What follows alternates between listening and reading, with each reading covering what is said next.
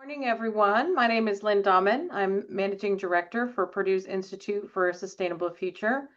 So happy to have you all join us here today for this important topic on data centers. Just as a side note, we will be recording this webinar and it will be posted on our YouTube page, and we will send that link when it is available to everyone who is registered, and you can share that with whomever you like. Also, for this webinar, it's a very large group on the call today. This is the first of two, so we will notify you about the second one, which will have additional topics and address questions that we could not address today. You will be able to put Q&A questions in our Q&A. Just note that they may not all be answered during the course of the event today. I'm going to be handing this over to my colleague, Bill Bloomquist from White River Alliance. And also just to mention, Hoosier Environmental Council is also a co-sponsor today, as well as IU's Environmental Resilience Institute and the Indiana Water Resource Association. With that, I'm going to go hand it over to Bill. Hi, everyone. Again, I'm Bill Bloomquist with White River Alliance. Happy to be emceeing today. We have three excellent presenters for today. I'll just mention them now and then introduce them individually. Landon Marston from Virginia Tech, Ben Inskeep from Citizen Action Coalition, and Sam Carpenter from Hoosier Environmental Council. Those three will all be making presentations and then fielding questions from you. We also are happy to have on hand, not making a presentation, but just available in case her expertise is useful in responding to some of these questions, our friend Dr. Kara Salazar from Purdue University. So Kara, great to have you with us as well. Lynn Dahman mentioned the Q&A, and for those of you who are familiar with Zoom, but usually using Zoom Meeting, you're probably very familiar with the chat function that shows up at the bottom of your screen. What we want to encourage you, though, in this webinar format, which you may be less familiar with depending on how you use Zoom, is also on that bottom of the screen menu is a button that says Q&A, and Q&A is not the same as chat. So chat, you post something in chat, everybody on the meeting will see it. Q&A, I really want to encourage you to use Q&A for our presenters. If you have a question for any of our presenters, I'm going to ask you to click on that Q&A button and type your question in there. We don't, the chat might get kind of busy, and it'll really help if we can focus on the questions that are questions for our presenters. So I'll probably remind you of this once or twice also, but please use the Q&A button if you have a question for any of our presenters, and we'll make sure that they see those. Lynn said, time permitting, we'll answer as many of them as we can. Okay, let's get underway. Our first presenter today is Professor Landon Marston of Virginia Tech. And Dr. Marston is associate professor in the Department of Civil and Environmental Engineering at Virginia Tech. He's also affiliated faculty with Virginia Tech's Global Change Center. And he had a career in engineering before moving over to academia. And he and his research team at Virginia Tech examine water use and scarcity across multiple sectors and scales using data-driven process models. So Dr. Marston has a wonderful presentation for us that is going to give you a wide sweep of understanding about data centers in the United States. So Dr. Marston, take it away, please. All right. Well, thanks, Bill, for the introduction. And as Bill noted, my research focuses on water resources. And so today's talk, this panel discussion is about how data centers impact the electricity grid, our water resources, and our communities. I'm going to focus my presentation primarily on the water resources piece, but set the stage for both the discussions about the grid as well as our communities. So I think when we talk about data centers, I think it's important to start with a common definition. Data centers are the physical infrastructure that underpin our digital lives. And so, as an example, to kind of demonstrate this, we often think about the cloud and this kind of nebulous idea of our photos or our streaming of Netflix. All these things depend on the cloud, but there's actually a physical infrastructure someplace, somewhere, which is a data center that underpins these services. So I'm going to use this opening slide as a way to demonstrate this. This figure you see on the left is an illustration of server racks within a data center. And this is actually not a real data center, though, although it looks similar to what you might see in Houston within a data center. But it's actually a data center generated by OpenAI's generative AI, the ChatGPT, within a data center. And this presentation today is given to you via Zoom, also relying upon a data center. And this slide deck that I'm presenting from is stored within a Google data center. And so just in this opening slide, we rely on 3 data centers in order to develop this and deliver this slide deck. And so I think it's important to understand throughout the discussions today that we are all dependent upon these data centers in our day-to-day lives. And these data centers are growing and expanding rapidly. And so within the United States, about half of the global population number of data centers is found within the United States. And a lot of these are located in different hotspots, these clustering of data centers we see across the US in places like Chicago, Atlanta, and then in Northern Virginia. This is where most data centers within the United States are located. It's called Data Center Alley. And we're seeing not only current data centers being located there, that's the existing clusters kind of shown in that teal color, but also projections of future data centers are anticipated not only in Northern Virginia and other hotspot areas that I've already highlighted, but increasingly going in other locations where we haven't seen them before. So those orange areas, you're seeing expansions across the country. And I'll note this figure is from 2025 and it's already a bit dated, right? And this just demonstrates the how rapidly this sector is evolving. Now, throughout this presentation, and I'm sure throughout our panel discussion today, you're going to hear this talk about data centers and kind of as a one-size-fits-all. But in actuality, data centers come in a variety of different sizes. And so let's start by talking about the traditional data centers, which are these enterprise, or sometimes called on-site or internal or closet data centers. And this is typically what you might see within a particular company or maybe a university. And as the name implies, these are located on site of that particular company or government agency or university to house their particular servers and data and all their IT infrastructure. And this is really what we've seen. We've seen these for decades, and these are pretty small relative to what we see today. And you've seen this expansion from what we've seen, again, a few decades ago to now, these co-location centers, which have really evolved over the last 20 years or so, where these are dedicated facilities that house multiple servers from different entities, whether it be, again, government or individual businesses that will basically rent space within these buildings to house their servers. These can be a variety of sizes from kind of small, medium-sized commercial buildings to much, much larger. And that leads us to the next kind of classification of data centers, which are called hyperscale data centers. And these are often owned and operated by one entity. This might be something like Google or Microsoft, OpenAI, Meta. They'll have these really large data centers, and there's a lot of other players as well within this space.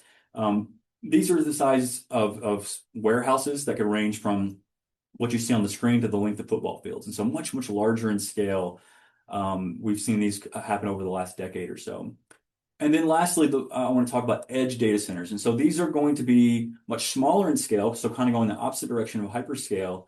But often these are important when you need to have close proximity to end users. And so when latency, that kind of travel time between the end user and then pinging that data center and then the information coming back needs to be relatively short. So thinking about Internet of Things, autonomous vehicles, streaming, this is where you might see the proliferation of edge data centers. But there's a new Landon, is it possible for you to increase the volume on your microphone or be closer to it? A couple of people have said that it's a little bit quiet. Thanks. Yeah, let me see if I can figure that out here. 1 second.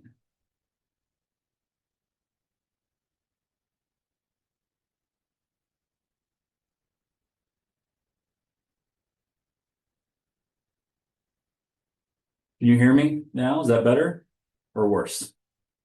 I think that's a little louder. Thank you, Landon. A little better. Sorry about that. I'm not sure what's going on there. It might be a little louder because you're also a little closer to the mic, Landon. So either of those is fine. Okay.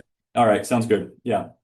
Yeah. Thanks for letting me know. What I was saying was we've seen in the last few years a new type of data center that doesn't really have its own classification. It still falls within this hyperscale classification, but now we go from these warehouse-sized data centers to what constitutes a small college campus, right? And so we're seeing these across the U.S. begin to pop up, and these have tremendous resource needs with respect to energy as well as water.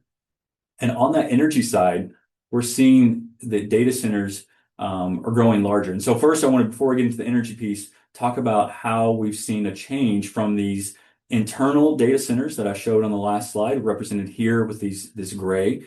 This shows the percentage of servers dating back to 2010, projected out to 2028. And what you'll note here is this dramatic and a very, very quick shift from these internal data centers to these much larger hyperscale and co-location data centers represented by the shades of blue.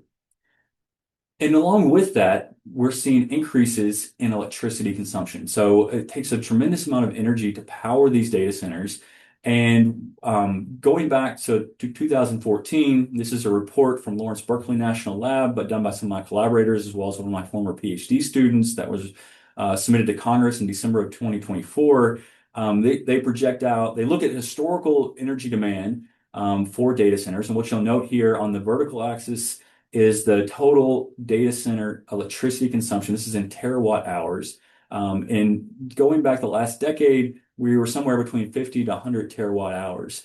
But we've seen a steady increase going to 2023 of nearly a little under 200 terawatt hours. And then projections out to 2028, anywhere from a little over 300 terawatt hours to almost 600 terawatt hours. Now, if those numbers don't mean much to you, to help contextualize that roughly amounts to anywhere from 6.7 to up to 12% of total U.S. electricity demand will be allocated to data centers, right? And so some of these hyperscale data centers that I mentioned on the previous slide that were the size of small college campuses can consume over 1 gigawatt, require energy demand over 1 gigawatt, which can be equivalent to a relatively large city, right? So just put this kind of in the perspective of how much energy these data centers require.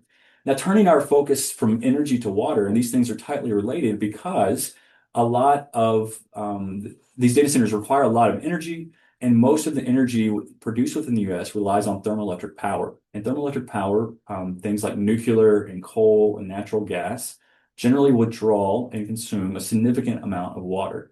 And so when we talk about how data centers use water, most of the attention is obviously given on what we call a direct water footprint, how much water is used within the data center itself, whereas actually almost 3/4 of the total water demand of a data center is not directly within the data center, but instead is indirect water demand through its electricity consumption. There's also water demand indirectly through its supply chain. It's hard to really pin down the exact numbers on what these are, but most studies have suggested that is relatively small or negligible compared to these other two types of water use. Looking at the Scope 1 water emissions, you might be asking, well, how exactly are they using water within the facility? What is all this water being used for? And most of it is going to be for cooling. So as I mentioned earlier, these servers require a lot of energy. They also put off a lot of heat, and that heat needs to be dissipated in order to make sure that the CPUs and GPUs are able to continue to operate at efficient levels. And so there's a lot of different cooling technologies that can be used. I'm going to kind of simplify this and just break it into two broad categories. The first is evaporative cooling. Evaporative cooling, as shown in the top figure, basically relies on water to dissipate that heat. And because of that, it evaporates a lot of water in the process. And so this is how data centers rely on and ultimately consume lots of water. On the other hand, is air cooling. And so this requires very little to no water, but can also dissipate the heat. Now, there are trade-offs here because evaporative cooling generally, while it uses a lot of water, uses a lot less energy. It's more energy efficient. Air cooling, on the other hand, typically requires a lot more energy, but again, the trade-off there is it uses less water in the process. And so these systems are kind of complex. And when we consider this fact that an increase in energy means an increase in off-site water use, it's not always an easy answers to say we need to reduce, we need to use air cooling to reduce total water demand because we could ultimately be using more water offsite. If we were to look at on-site water consumption, it's expected to increase going out to 2028 from the same report. We see that there's wide projections, so that again reflects this uncertainty. But you'll notice that most of the water consumption is again happening within these hyperscale and these large-scale co-location data centers. So more this is kind of going under the assumption that the AI and these large data centers are being built, as well as increased digitization and moving things to the cloud, is going to continue for the foreseeable future. And with that, we're going to need a lot of that heat again needs to be dissipated, and that's going to require a lot of water. And so we're going to see increases in water demand. You'll notice on the vertical axis, these are in units of billions of liters per year in total water usage across all data centers within the United States. And so you might see those large numbers, like many, and think, okay, well, this seems really significant. Billions of liters a year, that sounds like a lot. And so the question might be, are data centers a threat to our national water supplies? This is a question I get quite often, having done some research in this area, both by journalists and as well as residents who are concerned about data centers coming within their communities. Is this a threat to our water supplies? And this is obviously bolstered by the fact that you see lots of headlines. These are just from some news stories covering our research that basically suggest that regional or even national water security is at threat because of this building out of data centers in different locations across the United States. And so I think to properly answer this question, it's important to understand how water is used across the economy. Most of us, when we think about water use, we only think about the water that we use for bathing and for drinking and for cooking, right? How we use it in the household or perhaps in our day-to-day business. But in actuality, most of the water that we depend upon is not strictly used for those purposes. Instead, the food that we eat for irrigated agriculture and the energy that we use, thermoelectric power, are the major water withdrawers across the United States economy. And public water supply, again, that's where we get most of our water from our local water utility, delivers water not only to our residents, but also to our businesses and universities and government institutions in most cases get their water from these water utilities. And so that's actually third in the running. It's about a little over 12% of total U.S. water withdrawals are dedicated to that sector, with, again, the majority coming from irrigation and thermoelectric power. This is also the public water supply sector is where data centers predominantly get their water supply as well. And so it's kind of embedded within these blocks that you see within the public supply system. And so if I were to ask you, based on the headlines, how many of these blocks should the data centers comprise, right? Some of you might guess, 5 or 10, some maybe even 20 or 30, maybe some of you might even guess half of public supply goes to data centers. In actuality, it's less than 0.04%. So about one of these squares that you see on the screen is the total amount of water withdrawals dedicated to data centers, right? This is the direct water supply. And this is a high-end estimate. It's probably even a little bit less than that. But obviously, these values will continue to grow as more and more data centers getting built. And so from that, you might conclude, well, it seems like at a national level, data centers aren't a major threat to water supplies. Let's hone in a little bit more at a local level. And so Northern Virginia, which I mentioned earlier, it's called Data Center Alley, where a lot of data centers, not only nationally, but globally are housed. And if there's 3 major water utilities within that jurisdiction, Loudoun Water, Prince William Water, and Fairfax Water. And there's not a lot of the data center industry is not very transparent when it comes to their resource use, but these 3 entities have published some kind of aggregated data on the daily water demand of an average data center within their jurisdiction. And it ranges anywhere from 37,000 gallons per day on average. Prince William's about 18,000 gallons a day, and Fairfax is about 38,000 gallons per day for an individual data center. The average household in the U.S. uses a little under 300 gallons per day, so you're looking at a little over 100 households is the equivalence. If you were to compare this to other industries, Fairfax Water uses this to kind of help plan for the future when they're projecting future water demand. Data centers fall somewhere between office buildings and retail, right? Much less than hotels, but between office and retail in terms on a per square footage basis. So again, your conclusion here might be, well, even at a local level, data centers don't seem to pose much of a threat to water resources. There are a few caveats I want to add here that are very important, though. First, data center square footage can be much, much larger than other industries, and particularly when we're talking about these new again, the college campus scale, hyperscale data centers that we were mentioning earlier. Those can be over 1 million square feet. An average hotel might be 100,000 square feet or something like that. So you're looking much, much larger, order of magnitude larger for one facility. Clustering of data centers is also prominent, whereas I've seen some comparisons of data centers to a car manufacturer in terms of the total amount of water usage, and that's a relatively fair comparison. But I think one key caveat there is you typically might only see one car manufacturer in an area.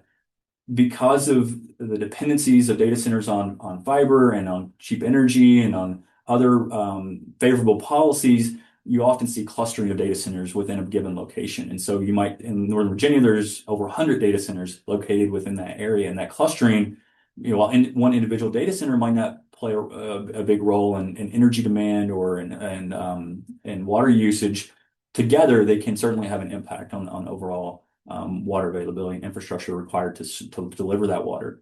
Another key distinction is data centers' water usage is mostly consumptive use, meaning that water is not returned back to the original water body. So when you're talking about offices and retail and hotels, for instance, much of that water that's delivered is used for things like bathing and hand washing and toilets and drinking purposes. And most of that water will return back to a wastewater facility, be treated, and then return back to that original water source, meaning it's available for downstream water uses as well as the environment. Data centers, on the other hand, is again mostly used for evaporative cooling. Most of that is going to be consumed and not returned back to that same water body. Variable high peaks, and so in this case, again, office, retail, and hotel, you'll have some variability both within the day and within a season with respect to the water demand. Data centers, on the other hand, can vary not only within the day, but have dramatic differences in their summertime usage, for instance, compared to their winter usage. And this has major implications on utility operations and infrastructure requirements in order to deliver that water. And in some cases in Northern Virginia, some of those data centers will consume almost all their water within a few days in the hot summer months, right? And this is needed for evaporative cooling, where they rely on airside cooling in the cooler winter months. And then lastly, evolving tech changes. And so this could be changes within the cooling technology itself, which will have implications on the total water demand.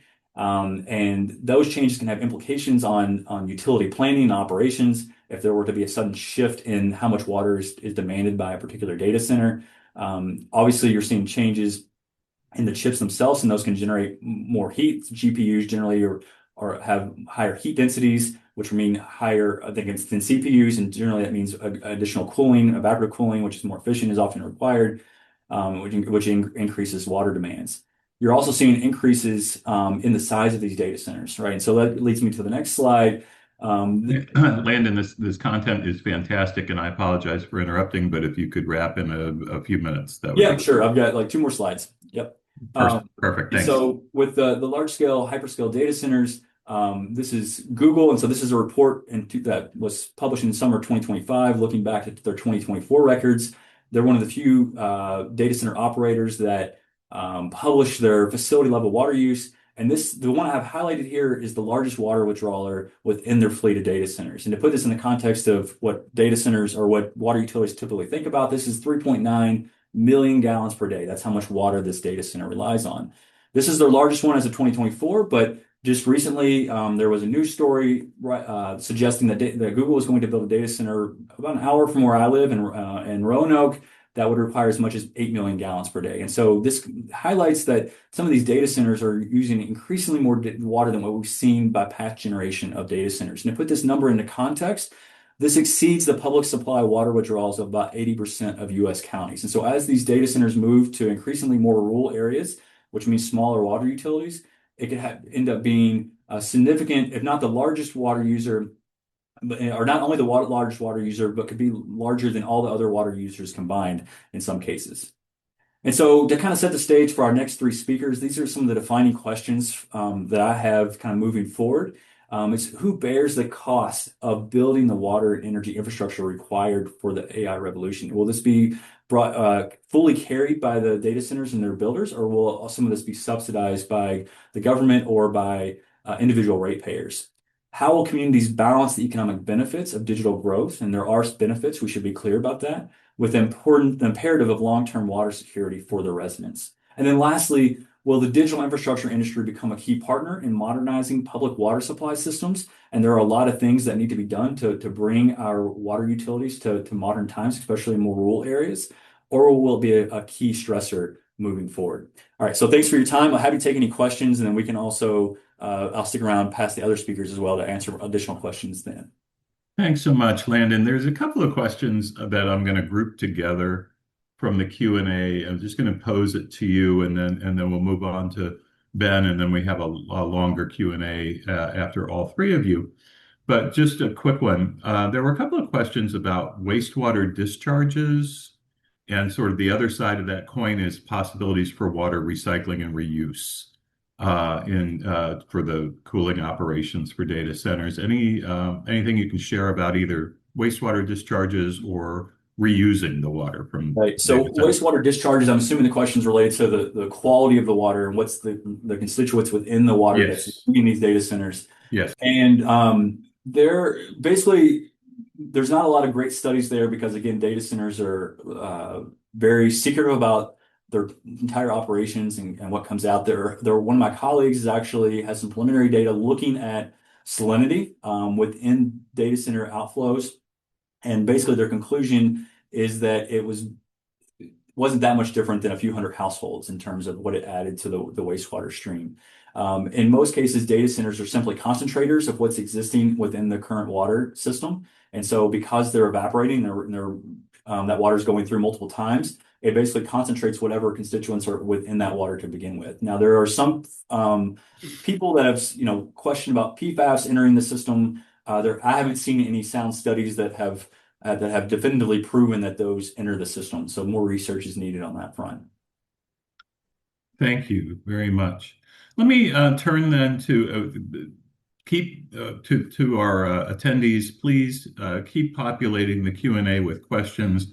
What we're doing here is just a quick question or two for each of our presenters and trying to save time for a longer Q&A session after all three. So with that, let me turn to Ben Inskeep. Ben is a program director at the Citizens Action Coalition. He's been paying particular attention lately in his role as program director for CAC. Been paying attention to the AI data center proposals for Indiana. He's also testified before the Indiana Utility Regulatory Commission about potential impacts to ratepayers. So Ben, I'm going to turn it over to you, and I know you've got some slides to share with us as well. Thanks, Ben. Well, thank you very much. Appreciate the introduction, Bill. Let me get my slides pulled up here.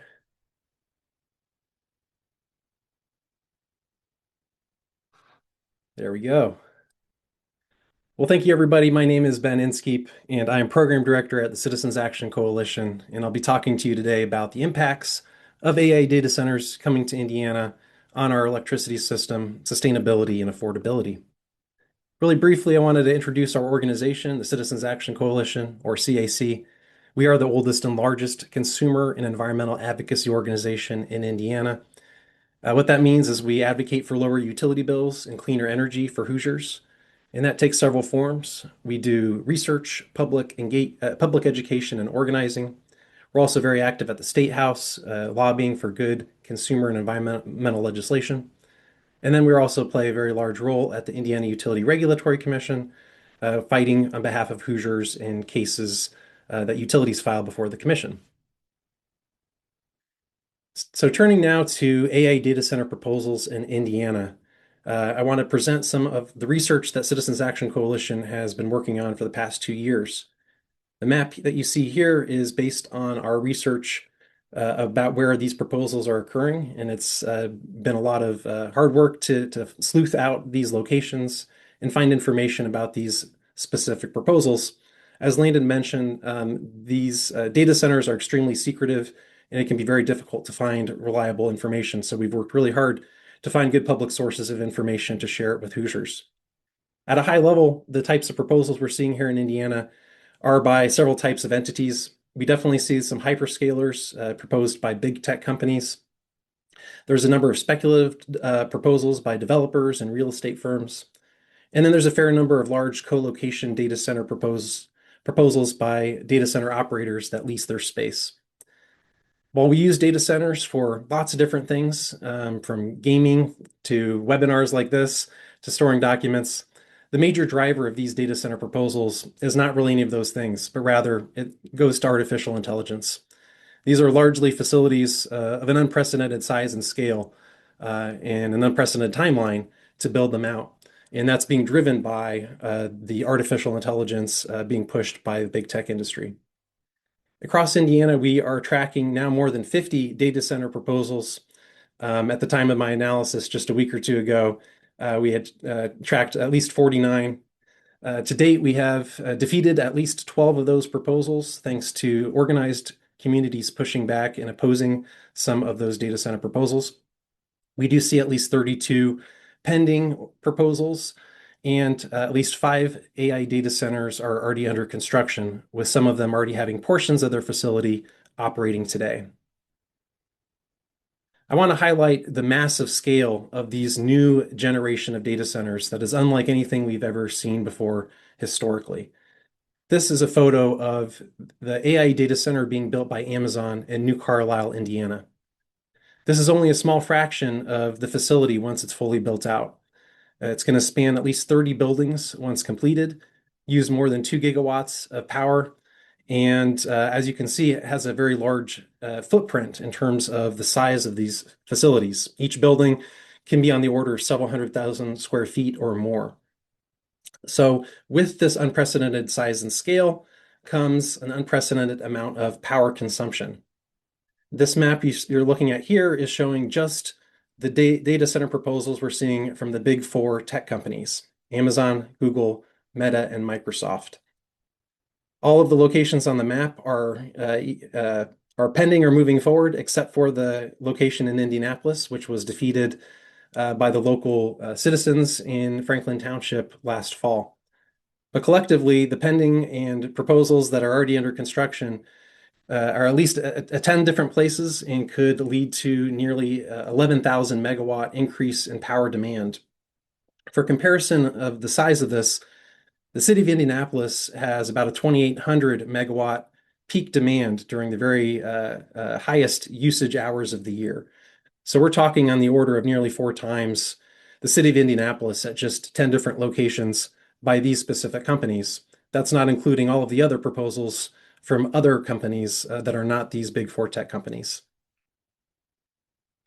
Diving in deeper onto the power demand and why we see it as a potential concern is that these facilities are large not just by comparisons to other commercial or residential customers, but even when you compare them to the very largest power consumers today in Indiana. This chart here shows you what the power demand of that AI data center campus coming to New Carlisle, Indiana, will look like relative to other large power users in the state, including a steel mill, an air separation plant, an ethanol refinery, a semiconductor plant, and a jet engine testing facility. So as you can see, an AI data center campus can use on the order of nearly 10 times the amount of power demand that another large industrial consumer uses today. With that extremely large power demand comes a lot of electricity consumption over the course of the year. In fact, one large AI data center can use on the order of 730,000 Hoosier households worth of electricity.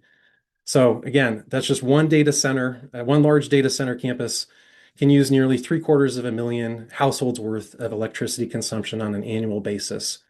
So with this very large electricity consumption comes the need for a lot of energy generation facilities, starting at the data center itself, where the data centers want very reliable and, in fact, redundant sources of power because their facilities need to be operational 24/7, 365 at a relatively high utilization rate.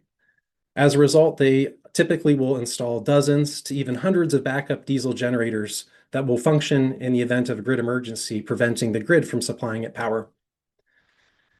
It will also have to have a large amount of diesel stored on site to operate those diesel generators, and that can lead to more than 1 million gallons of diesel being stored at these facilities.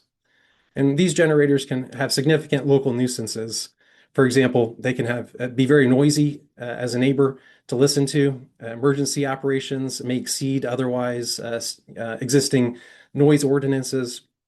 And then local pollution impacts are also a major concern, specifically things like air pollution that can happen when you are burning diesel fuel. Collectively, when you look at the potential electricity consumption of all the data centers coming to Indiana, or at least proposed to come to Indiana, and you aggregate what each utility thinks could be their likely load forecast, we're seeing that data centers could lead to a very sharp increase statewide in our electricity consumption. This figure comes from the State Utility Forecasting Group at Purdue University that every 2 years provides a forecast of the electricity consumption in the state of Indiana going out a couple decades. The black bars on this chart show you what the non-data center electricity consumption is starting in 2024 and projected out into the future. As you can see, it looks relatively stable for at least the next decade and then will slightly increase over time thereafter under their forecast. However, when you add in the utilities data center load growth in the red bars, you see that electricity consumption could increase extremely rapidly in an unprecedented fashion. And in fact, by 2030, it could lead to a roughly 60% increase in our entire statewide electricity consumption. And by the mid-2030s, nearly double our entire statewide electricity consumption, or at least where it was in 2024. This high demand for energy in order to power AI data centers is already leading to some significant changes in our power grid. For one, we're seeing a strong push to keep existing, very dirty, expensive coal plants open longer than they otherwise were expected to stay open. The top 2 rows of this chart show you 2 recent orders issued by the Department of Energy that direct some of our utilities to keep open coal plants that they had otherwise been planning to retire at the end of last year. We also see other examples where utilities are delaying the retirement of coal plants, where they're, instead of retiring a coal plant, they're selling it to a third party, which can then enter into a contract agreement with a data center to sell that power.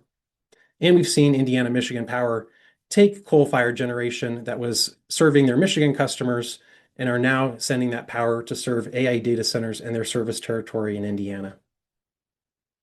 It's not just coal we're worried about, but also the construction of new fossil fuels. And what we're seeing is utilities like I&M and NIPSCO, which have the strongest near-term increase in their electricity consumption from data centers, plan massive expansions of their natural gas fleet. Just a few years ago, very few of our utilities were planning significant expansions of their natural gas power plants. That's completely reversed today, where we're now seeing a very large increase in the amount of planned natural gas capacity.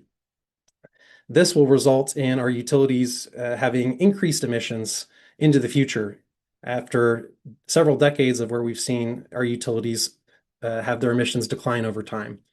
So a very concerning trend of reversing our progress to date, where we've been successful in seeing year-over-year decreases in our carbon emissions. Now looking out to the future, data centers could reverse that trend and result in a large increase in our emissions going forward. For example, at the bottom you see NIPSCO is planning to build a massive natural gas complex at their Schaefer power plant site, and all of the power from that facility is needed to serve new Amazon AI data centers coming to their service territory. With that growth in electricity and power demand from AI data centers comes a lot of investment by our utilities to meet that increased demand. So we're seeing utilities in Indiana are going to be spending on the order of tens of billions of dollars over the next decade to serve this projected demand. And utilities and tech companies are arguing that these data centers are going to help pay for fixed costs, and that could help actually lower rates for all ratepayers. We're certainly working very hard at the General Assembly and at the Indiana Utility Regulatory Commission to make that happen. But we have some significant concerns with where the law and regulation is today and how our utilities and big energy users operate that make us skeptical that this will be the case, or at least will be the case for a long period of time. So there's several reasons why we have concerns that data centers could ultimately result in bill increases. For one, the higher demand and constraints on new power plants being built are causing prices paid to soar for all consumers across various grid regions, particularly in PJM, which serves Northeast Indiana and a large part of the Mid-Atlantic region. There's also a risk of an enormous stranded assets that could be resulting if a data center needs the facility built, but then closes early and reduces their load. The costs of those facilities could ultimately then be shifted onto other consumers. Third, cost shifting is a concern because large power users typically don't pay their fair share of grid costs today, just under the status quo way that rates are made and the way that power costs are divvied out across different types of customers. Finally, there's a concern when big tech companies come to your state and set up shop. They are very sophisticated and have large budgets for influencing local decision makers, and that can lead to sweetheart and backroom deals, as well as a lot of the data that is needed to vet these deals and vet claims by data centers that they're paying their fair share from being fully understood by the public and analyzed. And just if you could wrap up in a couple of minutes, please. This is my final slide. Great. I Thanks. just wanted to share with you just 4 examples of areas where we're already seeing data centers lead to cost increases to highlight that this is not just an ambiguous or vague concern, something abstract in the future, but it's happening today already. So the first example is of the federal government and the illegal orders they've issued to try to force our utilities to keep dilapidated coal plants open. The costs of keeping those plants open are directly going to pass through to consumer bills. The cost of building new power plants has also nearly doubled in many cases in just a few short years. And the reason for that price increase is directly related to the very strong demand from data centers. Third, we're seeing capacity auction prices go through the roof in many different areas. And this again has been directly and causally linked to the data center demand in those regions. And finally, the cost to connect to the grid often isn't borne by the data centers themselves. In Indiana, we have numerous examples of where utilities are spending hundreds of millions of dollars to connect a data center to the grid. But instead of making the data center pay those costs, it's spreading out those transmission costs onto other ratepayers. So with that, I'll pause and see if there's any questions. Thanks, Bill. Thank you very much, Ben. I'm going to grab a question or two off of the chat, and then we're going to move forward to Sam. There have been a few people who have asked about data confidentiality and in different contexts, like why do the utilities keep the data confidential? Why do the companies keep the data confidential and so forth? I want you to give your own response to that, and I want to see whether any of this is related to kind of post 9/11 policy changes that we made to protect information about infrastructure facilities. I know, a lot of what used to be public data about power plants, power plant locations, water and wastewater treatment facilities, and so forth, began to be made confidential out of Homeland Security concerns about targeting, possible terrorist targeting of facilities.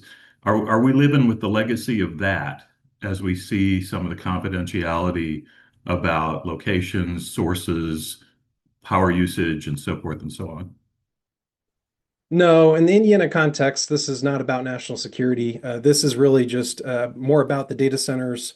One, not wanting to tip off their competitors. One big tech company doesn't want their other big tech company competitors to know what their plans are, where they're going to build, how big they're building, because they're in a race to try to have their technology dominate and become the status quo. So part of it is sensitivity to the competitiveness within the industry. Another reason that we're seeing the lack of information, though, is just the data centers themselves, the operators. They don't want to tip the public off to these plans because they know a lot of folks don't like data centers. They don't want them in their communities, and they see all the impacts that the data centers bring, and they are, weighing the costs and the benefits, and are seeing that the costs are much higher than the benefits in their view. So I think we see a lot of examples of data centers being secretive and not providing information simply because they don't want the community to have time to organize and oppose their development. Thanks very much, Ben. I think, and again, there's a lot more questions in the Q&A, and we'll come back to a longer Q&A session later. For now, I think we'll turn over to Sam Carpenter, and Sam Carpenter Sam is the executive director of Hoosier Environmental Council. He's been in that role for 4 years now, and prior to that was executive director of another nonprofit organization, Global Gifts. Sam, thanks so much for being with us, and we're ready for your presentation as well about data centers in context. Great, thank you, Bill. Let me get my presentation up here. Let's see, can you see my presentation on the screen now? We sure can. Okay, great. Oh, thank you. Okay, yeah. So Hoosier Environmental Council, I'm executive director, and HEC has a vision for Indiana where all residents have abundant access to clean water, pure air, natural lands, and affordable clean energy. And we've been doing this work in the state for over 43 years. I think it is important to understand the context in which we are experiencing data center growth as we consider its impacts on communities. Some of this have already been touched on, but the data centers have historically been used for cloud computing. So think about your streaming video, your Netflix, email accounts, and that sort of thing. But really, the launch of ChatGPT by OpenAI in 2022 really created a new paradigm on computing. Now, data centers are used to support the pursuit of artificial general intelligence, with the theory being that more compute, more processing will develop AGI, or the ability for computing to achieve that rational thought level and analysis that is at the level or exceeding humans, which is why data centers are growing so large in their power consumption to fuel these large learning language models. So big tech is in a race to achieve this, to beat one another, and also the US is in a race with China. One aspect of this rush to build data centers is that some speculative financing is happening to support their build out. So there's large, well-financed tech companies like Google and Microsoft that are financing some of the build out, but also commercial realtors, often with unsigned lease agreements, that will rely on the profitable lessors or tenants to pay off debt related to financing to pay for these build outs. Circular financing agreements where companies lend to one another, all with the assumption that they will become profitable enough to pay off the debt needed to build these data centers, is common. This is concerning because major players like open source behind ChatGPT and Anthropic behind the system called Claude are both losing billions of dollars a year at this point. Now, we learned in the dot-com bubble when that burst on Wall Street that just because a technology is transformative, as the internet has been, that doesn't mean it's always profitable. In a race, there are both winners and losers, and some of these companies will not be profitable and will eventually fold. And that's why we think it's considered important for communities to consider this as they think about data center development. So why are Indiana specifically being, having quite a focus on data center development, new developments? Well, first, it's a generous tax subsidy in the form of a sales tax exemption, which includes sales tax on electricity sales, was passed by the Indiana State Legislature in 2019. So under that, 100 megawatt data center would pay up to $5 million per year in sales tax without that exemption. So the 2.2 gigawatt data center plan for Northwest Indiana will forfeit close to $100 million in sales tax alone annually. Environmental policies also in Indiana that bend toward industry. Unfortunately, Indiana ranks last by the U.S. News and World Report in state rankings on environment and environmental protections. Under the current administration, under SB 277, which is currently moving through the Indiana State Senate, will further loosen environmental protections in favor of industry. So environmental policy is another thing that attracts data center development. In addition, the resources. So available cheap land on a relative basis to other parts of the country, available water, electricity costs, and power availability, and data interconnection and transmission infrastructure being in place all support data center development in Indiana. So HEC recommends, having knowledge and transparency when communities are considering these developments, because they are so consequential in the resources that require, which has already been touched on. In the development, the infrastructure put in place for a data center is not going to be useful for any other sort of development should the data center cease to exist. So on electricity, we do need to know how much is going to be required and what are the plans for growth. Also, after initial approvals, does the data center seek to expand? Those are things that we need to know up front. What new infrastructure is needed and how will associated costs be paid?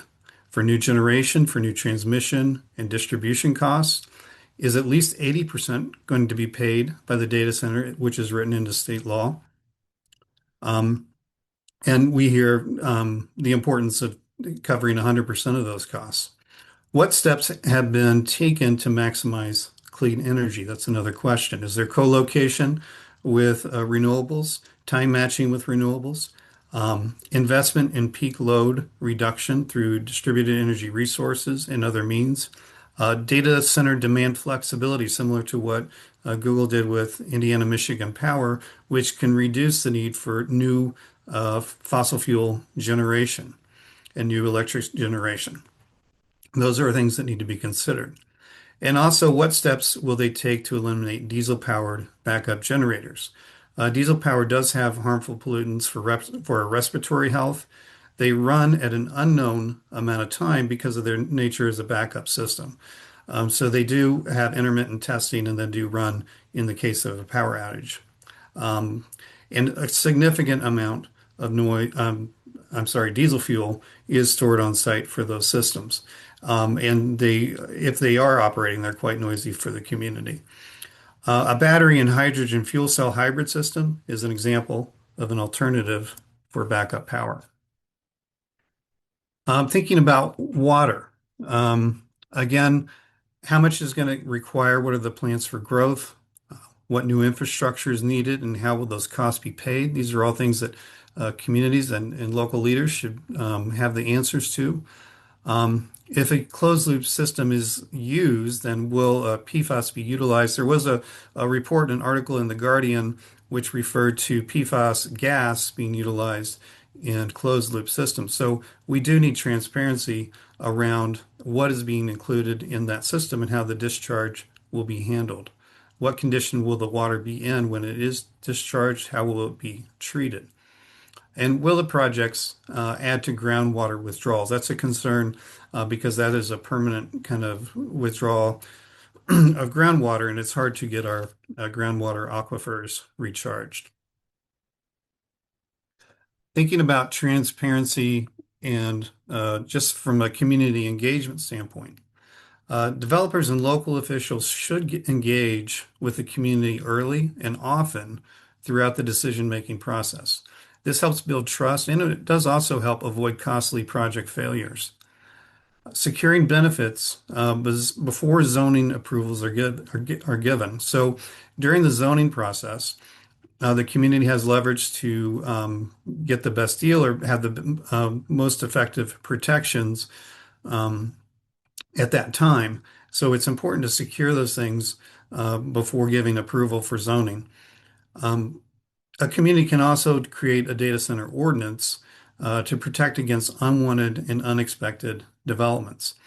For an example, in Decatur Township, they created a variance to attract a advanced tech park, but that actually also left the door open for a data center development that a lot of people in the community are very unhappy about. So having those protections in place, and also protections in place that if a project is approved, they're able to control the level of expansion. A lot of times the data center will get into a site and look for expansion opportunities at that site or that area.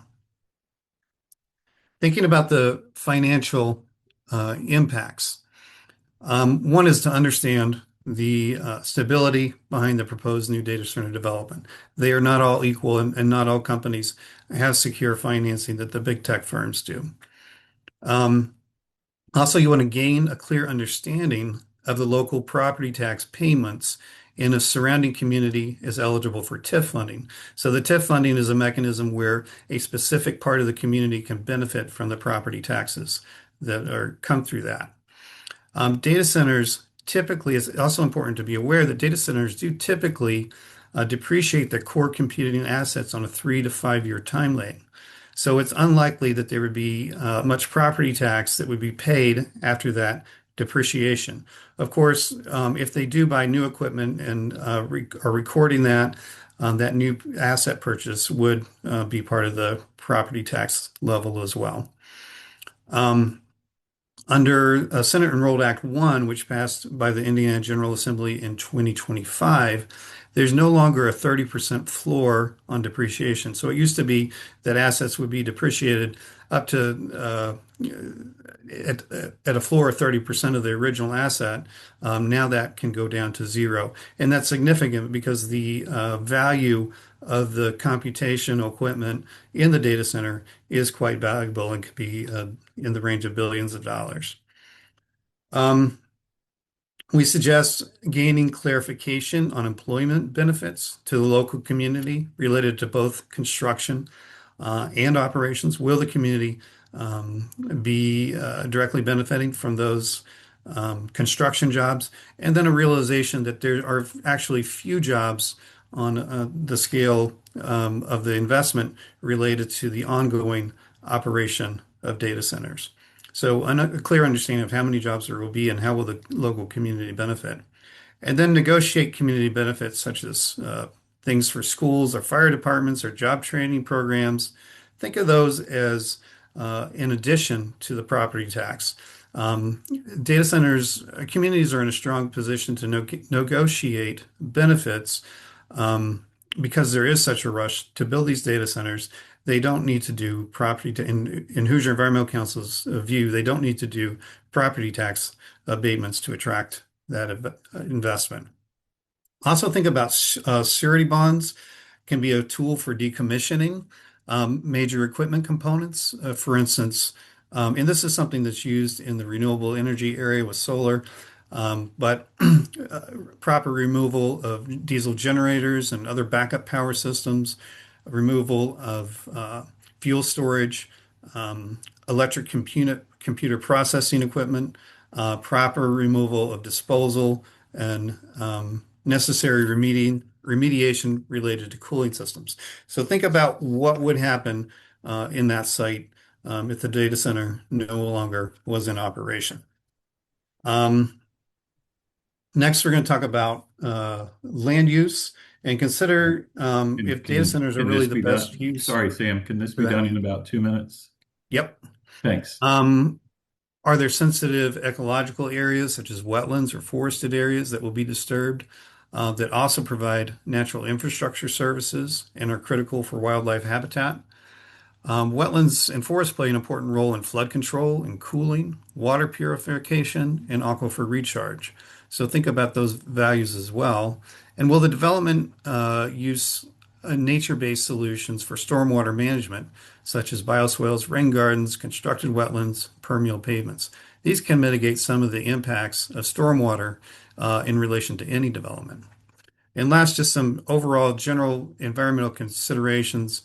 How will that electricity and backup power impact our air and our water quality, and environmental health impacts for the community, the region, and overall climate pollution?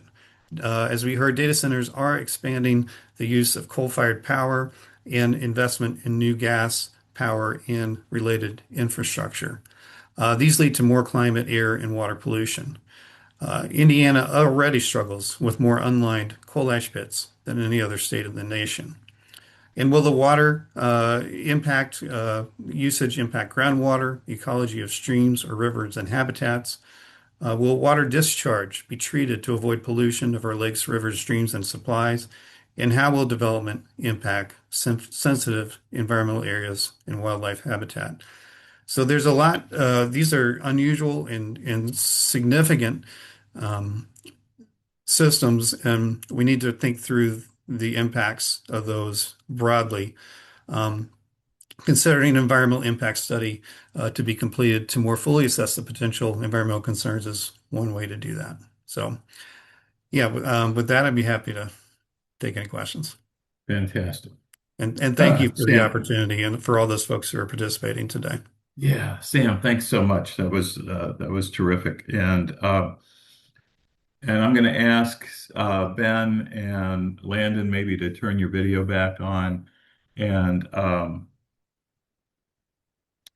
Kara, who agreed to join us, although she isn't a presenter but is a resource.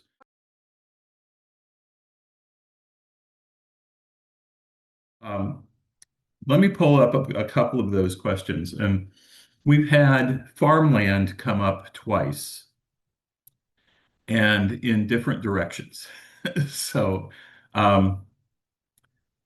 one is about the use of data centers for farmland, and the other is that communities in Indiana and elsewhere have rallied to oppose the use of farmland for solar farms. And so is there some kind of a weird catch-22 here where solar generated electricity might be more environmentally responsible as a power generation source, but we don't want to lose farmland to solar farms, but we don't want to lose farmland to data centers? And am I missing something here? And so I'm going to throw this first to Ben and then Sam or Landon, if you have any response to that. I would say, maybe generally that, solar development is going to be much less environmentally destructive than a large data center building that has diesel generators on site where they're paving a large portion of the property and so on. Whereas a solar field, you can have pollinator-friendly plants under the solar panels. You can, at the end of the life, you can take out the solar panels and remediate and bring that parcel of land back into agricultural use. I would say that probably the big threat we face in Indiana with our loss of our farmland is actually more other types of development, other residential and commercial development that's encroaching farther and farther away, out of cities and into agricultural land. So that's probably, the number one concern there. And I would say that, in regards to your question that you asked, Kara, I would highlight that we could be doing much more with renewable energy to meet any data center demand that does come. The fact that we have large data centers coming to places like Northwest Indiana, and they're getting all of 100% of their electricity from a new natural gas plant and 0% from solar or wind, is a good example of how, some data centers aren't even trying to do the bare minimum and even have any portion of their electricity generation coming from a clean source. And Sam, thoughts on that, and then Landon, I got a kind of a variation on that question when we get to you. Bill, the only thing I would add to what Ben said is the blockage of renewable projects in rural communities does also contribute to energy price increases. Those are some of the most cost-effective and readily available sources of new energy. So as this push has been going to new natural gas generation, the cost of those turbines has doubled in recent years. So by disallowing the renewables and focus on natural gas, we are seeing pretty significant price impacts on electricity through that as well. Mm. Landon, not only just this question of farmland, but also renewable energy sources, but let me put a little twist on it as it comes to you. One of our attendees pointed out that these hyperscale facilities are massive, and part of what's massive about them is their square footage, as you pointed out, and that means huge roof space. Mhm. And so, like, do you see any prospect or do you see any examples where that enormous square footage of roof space could be used either for rainfall collection or for solar panels or both and so forth? So that's kind of a variation on this question about energy Sure. and renewable. But Yeah, well, the first part of the question that Ben and Sam answer, I agree with their responses, and I would echo kind of what Ben had stated that urban sprawl is going to be a greater threat to farmland than the data centers, more broadly speaking. Certainly in very localized situations, perhaps a data center, might play a threat to a particular farm, but if you're looking at a state level or national level, then certainly urban sprawl is a bigger threat to farmland. Now, to your other question about for these really large hyperscale data centers, putting solar on the roofs or collecting rainwater, can that meet the demand? Certainly can meet a part, but it's not going to meet the full energy demands of these large data centers. As was stated by myself as well as the other speakers, some of these data centers are using gigawatts of energy, and that's going to be, I don't know, haven't done the math, but that would be much larger than the square footage of a rooftop with solar. So it certainly wouldn't meet the full demand, even with battery storage. It's not going to be sufficient. And with the case of water, it again depends on the cooling technology. But I would still say it's probably going to be insufficient. It's not probably, it will be insufficient if they're using cooling towers, for instance. As I noted earlier, the kind of the case with Google, 8 million gallons per day, that cannot be met by a rooftop alone. yeah. So um, some of our attendees have raised the question of obsolescence, and I think it's a really interesting question. And I'm interested in your thoughts on it. Landon, I think I'm going to start with you on this one. On the one hand, right? On the one hand, the U.S. landscape is littered with, I sometimes have said, are these things going to be the Blockbuster video stores of 2040, where we're going to look across the landscape at all of these things that we built that we didn't need anymore or that lost their market position.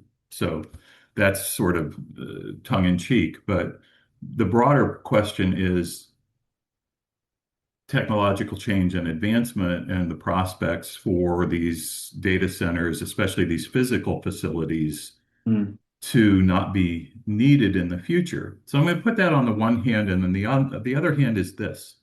On the other hand, these are sometimes referred to as being the new critical infrastructure. Right. That if you and I had been sitting here having this conversation a couple of decades ago, we might have been talking about cell towers or fiber optic cable or things like that that just have become part of the backbone of the 21st century economy. And is having data centers just part of having a 21st century economy? So that's my on the one hand and on the other hand for you. Yeah. So before I get into the speculative piece of the question, let me kind of just address the initial piece, which is, are data centers going to be necessary kind of moving forward? And I think the answer to that is certainly yes. I mean, we've depended on these for decades. Even at a baseline level, if we just continue to use them for Netflix and for storing our photos and for processing, like, we're just going to need data centers moving forward. Now, I think what the heart of your question is, will we need the projected build out, right? And that's the question. Like, you're looking at these massive hyperscale data centers that are being proposed all around the country. Are we building faster than our need suggests? That is more speculative in nature, and I don't have a great answer for that. I think there's a lot of different people, probably even on this call, like there's a lot of people with different responses. Certainly, the big AI firms have their predictions. There's others that are betting against it. I don't quite know the answer to that. I would think usually with these things, the truth is somewhere in the middle, right? Like, it's probably not going to be the revolutionary thing that some of these AI companies are suggesting, but where at the same time, some of the people suggest that it's just a big wash and it's not going to amount to anything. I think even there's some comparisons between this and the .com boom that happened, the stock market crash, that happened in 2001, and suggesting that this was all going to be for naught and it's going to lead to this. There's a lot of speculation going on, but we also have to remember, while that certainly did happen, there's a lot of revolutionary things that came out of that time, right? We're having a Zoom call right now. Like, this wouldn't have been unheard of 20 or 30 years ago. We wouldn't have thought about this as a possibility with 500 people coming together across the world in one space. And so there's been some transformative things that have happened from that. And I think that will certainly be the case with what's going on now with AI and kind of more broadly, just the digital infrastructure that's being developed. Now, I think the thing kind of relating this back to my research area and kind of this water energy nexus, one thing that I'm concerned about that when it comes to water resources, is there's a lot of water utilities across the country that have been underfunded and have deferred maintenance and have a lot of issues, right? And you look at the American Society of Civil Engineers, they give a C- to the water utility infrastructure across the United States. So there's a lot of room for improvement there. This is particularly true in rural areas. And so as these data centers increasingly move from these urban areas to more rural areas and relying on these water utilities, I think has been, and maybe Sam both, brought this idea of stranded assets. And so let's say, Bill, the premise of your question is that what if we don't need all this? This is all speculative. And that comes to bear. What are the implications for these rural communities, particularly urban areas as well, but certainly rural communities that have maybe invested lots of money to bring in new infrastructure, right? And they've maybe put this money up front. The terms of their agreements are such that they invest heavily in this infrastructure up front with a proposition that they'll be paid back over the course of several years or decades. If the data center busts and now you have this stranded asset, you still got to pay for it, right? You still need to pay for these assets that have been built, but who's going to pay for it? The data centers maybe left town. Is the local residents, are they on the hook for this? And so I think these are some of the big questions, not necessarily that data centers are using up all of our water or all our farmland. It's if this doesn't come to bear, who's left on the hook for the cost? And I think that's kind of what Ben and Sam had alluded to. Maybe I'll pass over to them to kind of continue on that. Yeah, let me, as we pass it to Sam, let me ask whether the surety bonds could be a way to deal with that last point that Landon made, that what if these guys close up and leave town, and in the meantime, the location where they were has incurred a bunch of long-standing expenses. So the thing I wanted to comment with the prior question is just the rush that we're in. There's a race mentality. And so while I agree with Landon that data centers and AI and computing is a part of our future, right? That's happening. It's being built out. So what we need to do collectively is be very thoughtful about how it's done. We need transparency in what is being developed, what are going to be the impacts in communities. And we really need to think about maximizing the benefits to communities. Just the removal of that sales tax exemption would be huge for our state. So the rush and race nature creates that speculative kind of environment and more of a bubble type situation, potentially where there's going to be more negative consequences. I think the piece about surety bonds is they have been used in renewable projects. They are used for different components of data centers, more for financing, but I think they can be introduced as a measure for thinking about, all that on-site diesel that is stored and those generators. What's going to happen to that site if it does cease to operate? What's going to happen to all that electronic equipment? And how is that going to be properly disposed of should it cease? I think that's the type of thing that a surety bond could help cover.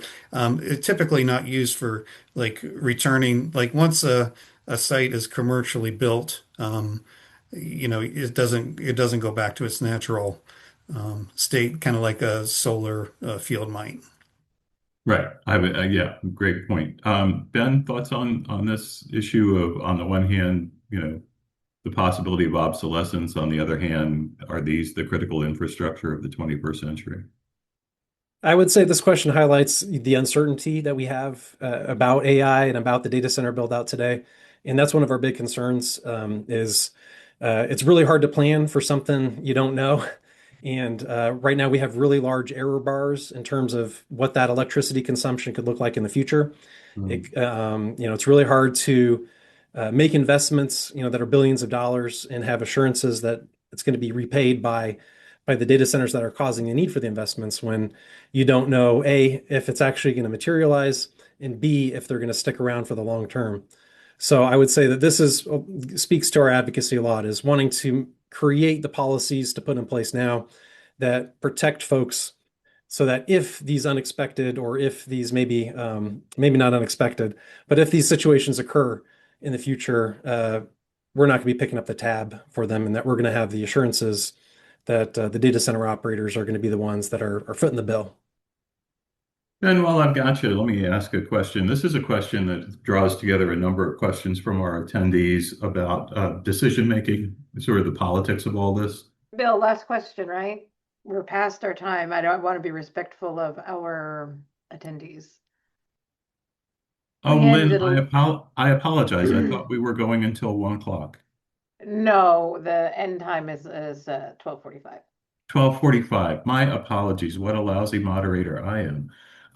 In that case, when part 2 comes around in March, we'll leave you on a cliffhanger here.